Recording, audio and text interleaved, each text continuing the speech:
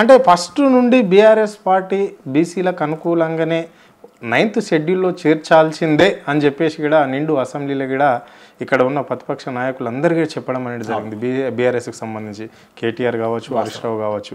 మరి ఎందుకు పట్టించుకుంటలేదు కాంగ్రెస్ పార్టీ? ఇంత బీసీలకు మేము పెద్దపీట వేస్తున్నాము, బీసీలు మా వైపే ఉన్నారు, బీసీలకు నేను పెద్దన్న ముఖ్యమంత్రి, మరి బీసీల పట్ల ఎందుకు? అంటే ఇప్పుడు నిజంగానే ఒక పార్టీ సపోర్ట్ చేయలేదు, ప్రతిపక్ష పార్టీ సపోర్ట్ చేయలేదు అంటే మీరు అన్నట్లుగానే కొన్న కాలయాపన జరుగుతుంది అనుకోవచ్చు. మరి ఆల్రెడీ ఇక్కడ ప్రతిపక్ష పార్టీగా సిద్ధంగానే ఉన్నది, ఫస్ట్ నుంచి కూడా చెప్పుకుంటూ వస్తుంది. ఆర్డినర్స్ కాదు, ఇక్కడ పండగ కాదు, మీరు చేయడం బీసీలను తప్పుతో పట్టిస్తున్నారు అని చెప్పేసి పదే పదే బీఆర్ఎస్ పార్టీ చెప్పింది. ఇక్కడ తెలంగాణలో స్థానిక సంస్థల రిజర్వేషన్ల బిల్ అనేది అన్ని పార్టీలు ఆమోదించినాయి అసెంబ్లీలో. అందరూ జైలు కొట్టిరు. రైట్. ఎట్లుందంటే అందరూ శాఖాహారులు అయితే రొయ్యల బుట్ట ఓడమాయం చేసిన అన్నట్టు మీరు అసెంబ్లీలో ఆర్డినెన్స్ బిల్లు ప్రవేశపెట్టినప్పుడు అటు బీజేపీ, ఇటు బీఆర్ఎస్, అటు కాంగ్రెస్, ఎంఐఎం అందరూ చిన్న చిత్తగా అన్ని వామపక్ష పార్టీలు కూడా ఏకగ్రీవంగా ఆమోదించారు. మేము అనుకున్నాం అసలు ఆహా ఏమి ఐక్యత, పార్టీల మధ్య అద్భుతమైన ఐక్యత, బీసీలు అంటే ఎంత ప్రేమ అనుకున్నాం.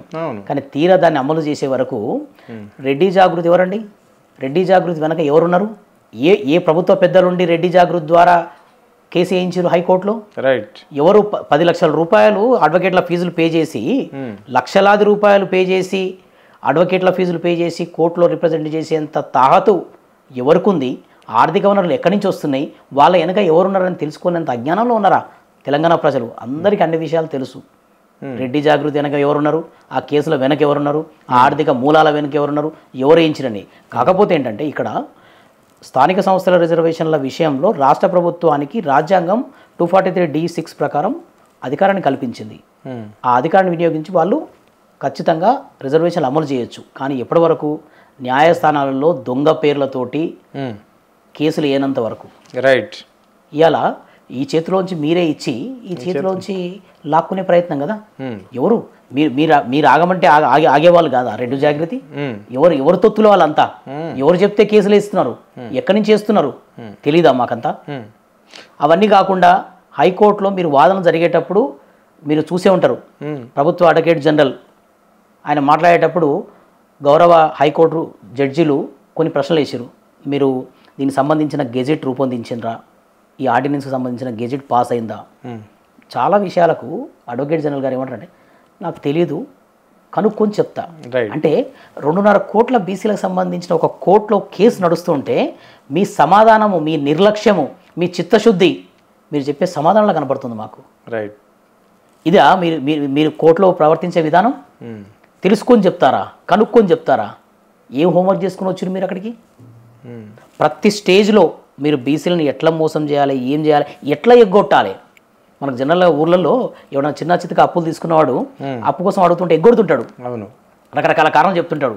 మంగళవారం అంటాడు, శనివారం అంటాడు, మంగళవారం అంటాడు, శనివారం అంటాడు. సేమ్ ఇట్లాగే ఉంది రాష్ట్ర ప్రభుత్వ పరిస్థితి కూడా. ఈరోజు ఇది, రేపు అది, చివరికి తీసుకొచ్చి పార్టీ పరంగా ఇస్తావు. పార్టీ పరంగా ఇవ్వడానికి నువ్వెవడు? ఇస్తా అని చెప్పడానికి ఎవడివి?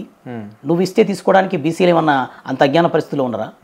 న్యాయపరంగా రావాల్సిందే, న్యాయపరంగా ఇవ్వాల్సిందే. దానికోసం బీసీ సంఘాలు ఆర్ కృష్ణన్న జాయింట్ యాక్షన్ కమిటీ చైర్మన్ గారి కార్యాచరణ ప్రకారం మేము ఉద్యమాన్ని ఇంకా తీవ్రతరం చేస్తాం.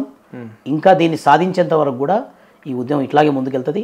మీరు కలలో కూడా ఊహించుకోవద్దు మేము పార్టీ పరంగా ఇచ్చి ఎలక్షన్లో ముందుకెళ్తాం, మొత్తానికి 42% తెలివిగా ఎగ్గొట్టేస్తున్నాం అని మీరు మనసులో అనుకుంటున్నారేమో, మిమ్మల్ని వదిలే ప్రసక్తే లేదు. రైట్. అంటే ఇప్పుడు 42% వల్ల ఎలాంటి బెనిఫిషన్స్ ఉంటాయి బీసీలకు? ఏ విధంగా వాళ్ళు ఎట్లా అభివృద్ధి చెందబోతున్నారు?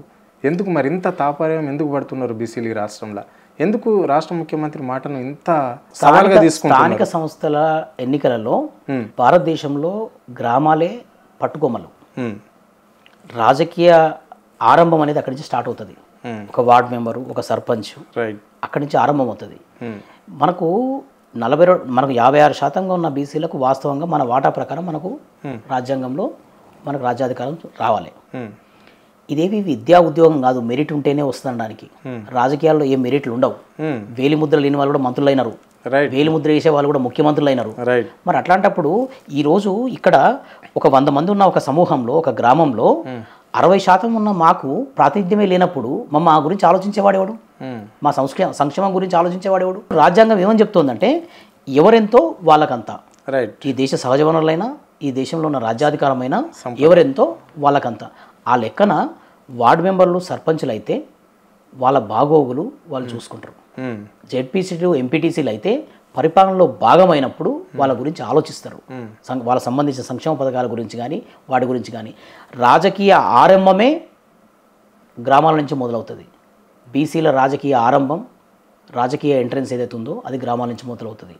తెలివిగా పాలకులు మొదటి నుంచే బీసీలు రాకుండా స్థానిక సంస్థల్లో రిజర్వేషన్ అనేది లేకుండా తొక్కిపెట్టారు ఇన్నాళ్ళు. ఆ తొక్కి పెట్టడంతో కొన్ని వేల మంది సర్పంచులు కాకుండా పోయినారు, కొన్ని వేల మంది ఎంపీటీసీలు జడ్పీసీలు కాకుండా పోయినారు. ఎంతమంది రాజకీయ బీసీల రాజకీయ జీవితాలను వీళ్ళు సమాధి కట్టిరు రాకుండా చేసి. 42% రిజర్వేషన్లు అనేవి బీసీలకు వాళ్ళని పరిపాలించుకోవడానికి, వాళ్ళ స్వపరిపాలన కోసం, వాళ్ళకు ఆత్మాభిమానం పెంచుకోవడం కోసం ఒక తొలిమెట్టు. వాళ్ళ రాజకీయ ఆరంభం అక్కడి నుంచి మొదలవుతుంది. రాజ్యాంగంలో కూడా లిఖించబడింది కదా 50% రిజర్వేషన్ మించకూడదు అని చెప్పేసి కూడా చెప్పారు. మీరు కూడా మంచి విద్యావేత్తని, మంచి చదువుకున్న వాళ్ళు, మరి దీన్ని ఎట్లా చూస్తారు? రాజ్యాంగంలో ఇక్కడ కూడా 50% అనే ప్రస్తావన లేదు. కోర్టులు చెప్పాయి ఆ మాట 50% అనేవి. అయితే ఈ దేశంలో కోర్టులు అల్టిమేట్ కాదు, రాజ్యాంగమే అల్టిమేట్. రైట్. భారతదేశ స్వాతంత్రం వచ్చిన తర్వాత 132 సార్లు రాజ్యాంగ సవరణ జరిగింది. ఈ ఒక్కసారి బీసీల కోసం జరగాని 133సారి తప్పేముంది? ఒకసారి రాజ్యాంగ సవరణ చేసి 42% రిజర్వేషన్లు అమలు చేయండి. ఇదే విధానాన్ని దేశవ్యాప్తంగా అమలు చేయండి. మేమేం మీ ఇంట్లో సొమ్మును అడగట్లేదు కదా, మీ జేబులో పెట్టుకున్న రూపాయలను అడగట్లేదు కదా. మాకు న్యాయంగా దక్కాల్సిన పరిపాలనలో మాకు ఉండాల్సిన భాగం కోసము, హక్కు కోసం కదా మీరు అడుగుతుంది. మేము మా హక్కు కోసం మీరు కాలు రాయడం ఏంది ఇది? సో 50% అనేది రాజ్యాంగంలో ఎక్కడా లేదు. మరి రాజ్యాంగంలో ఒకవేళ 50% ఉంటే 10% ఈడబ్ల్యూఎస్ రిజర్వేషన్ ఎట్లా వచ్చినాయి? రైట్. ఎక్కడి నుంచి వచ్చినాయి? రాత్రికి రాత్రి ఒక రాష్ట్రంలో ఉన్న లేచిన ఉద్యమం కాదా ఈడబ్ల్యూఎస్ రిజర్వేషన్లు? పటేళ్ల ఉద్యమం గుజరాత్లో వచ్చిన ఉద్యమం కాదా? ఒక పార్టీ స్వప్రయోజనాల కోసము తీసుకొచ్చిన ఉద్యమం కాదా అది? దేశవ్యాప్తంగా ఎక్కడ జరిగింది? ఎవరు అడిగారు? ఎన్ని ఉద్యమాలు జరిగినాయి? ఎంత తొందరగా రాజ్యాంగ సవరణ చేసి 10% రిజర్వేషన్లు ఇచ్చారు? ఎట్లా ఇచ్చారు? అంటే వడ్డిచ్చేవాళ్ళు మీ వాళ్ళు కాబట్టి మీరు ఎక్కడ కూర్చున్నా మీకు వచ్చేస్తాయి. ఓకే.